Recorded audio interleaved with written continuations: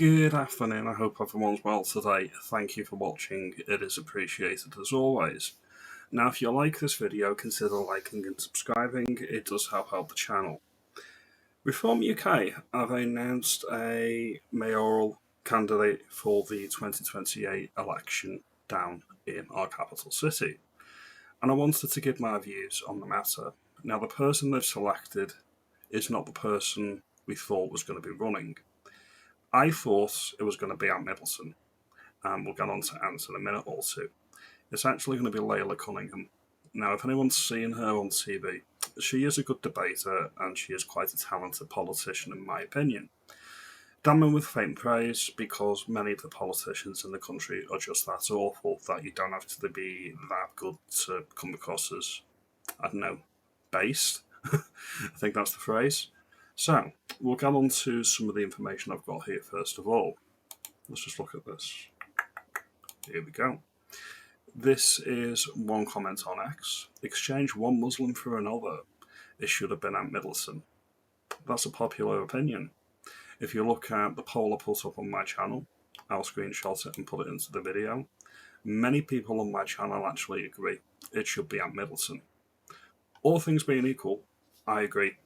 I've seen a Middleton in TV appearances, obviously the SAS TV show that he used to do.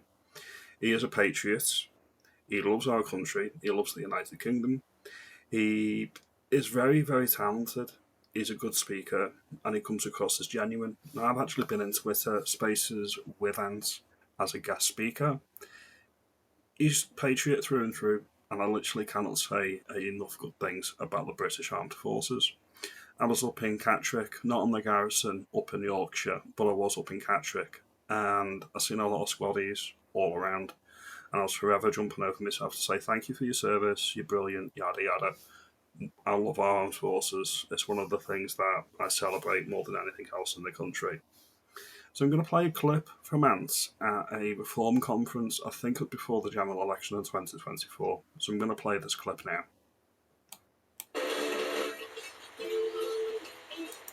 Do not worry, I'm not here to thrash the living daylights out of you. A lot of you are probably thinking, what the hell is Ant Middleton doing here at the Reform Conference? Well, what do I know about politics? I know enough about modern day politics to realise that it's not working here in the UK. Hence, the solution is in the title, reform. Political reform is definitely needed. And it doesn't take the brains of Elon Musk to realise that. What do I know? Now, I do know about national security. I do know about safety. I do know about personal safety. I do know about community. I do know about teamwork. I do know about coming together. I do know about identity. Identity being key here. Identity gives us purpose, it gives us drive, it gives us ambition. It gives us a one-dimensional goal to work towards. Identity being key. I do know about trust. Trusting each other to get something done.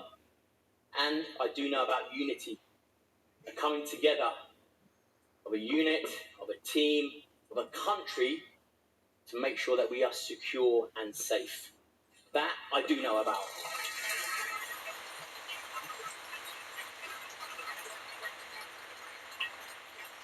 I'm not here to speak about politics. I'll leave that to the politicians. So we'll leave that one there. I think you'll agree he comes across well. Very well spoken. A lot of people that I've seen online wouldn't actually be happy with him running as a mayoral candidate because he sees himself as British, not English. So you can't please everybody. Even if he was running as the Reform UK candidate, you cannot please everybody. You're always going to piss off and upset somebody. And then we get on to this. I made a video roughly about this about 2 weeks ago, just before New Year. London is not England, but England is London. Remember John Cleese when he said that England is no longer an English city? Well, that's accurate. Most of the urban areas in the United Kingdom are no longer British. They're no longer English, they're no longer Scottish, they're no longer Welsh, because we have been supplanted in our own urban centres, and that's all across the country. That is the reality of the situation. Alright? If Ant Middleton ran for mayor in London on the Reform UK ticket, could he win? Would he win?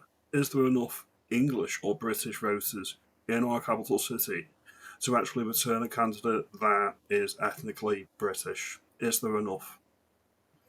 That's a matter of opinion, and I honestly don't think it would happen. London's too far gone. I said previously, and I'll hold to this, London is essentially a law unto itself. It doesn't reflect the reality of the broader English people, or the British people for that matter. You look at this. White British. This is between 1971 and 1921. All in retreat. All over London. Minus 74%, minus 70%, minus 60, minus 69, minus 56, minus 66, minus 55. It's unacceptable. We need to retake our major cities. All the British people need to retake their cities and move back into the urban centres and make Britain British again. Until then, we have to work with the situation we've got. We have to work with the demographics that we've got in urban centres, like London. Just look at this, the percentages. City of London was white British and Irish, 94.3% in 61, now 44%. Then you look at Barking and Dagenham, was 99% near enough 50, 60 years ago, that was 31%. This is the reality that a lot of ideologues and a lot of purists may be looking against. So put me down as a candidate, alright, in a major city. I'd debate everybody under the table. That's not an issue. I'm a very good speaker. I know policy, and I could win any single debate. Are ethnic minorities, who are the majority in the major cities, going to vote for me? They're not. That's the reality of the situation. I can see that, and I accept that. Then you look at the candidate they brought in. Now, she's been wheeled out as a Reform candidate. She was, or is, a councillor. She's very well spoken, and I'm going to play this clip now. Because you asked a very relevant question, Victoria. You said, if people come here illegally, why should they be granted asylum? You're rewarding illegal entry. You're rewarding crime. Our position is that if you come here illegally, you have committed a crime and you will be detained and removed. Right. And that's what any country... So even though Nigel Farage posted on X today that the Home Secretary sounded like a Reform supporter, you don't think the Reform MPs will... I think it's in the right direction, but I think it's virtue signalling. For instance, the three countries that she's going to prevent visas if they don't accept return. We've only had a handful of people arrive on illegal boats. Why is she not including Pakistan in that? I'd like to see returns agreement for the Pakistani rape gangs, but of course that's her political base. Would she dare disturb it?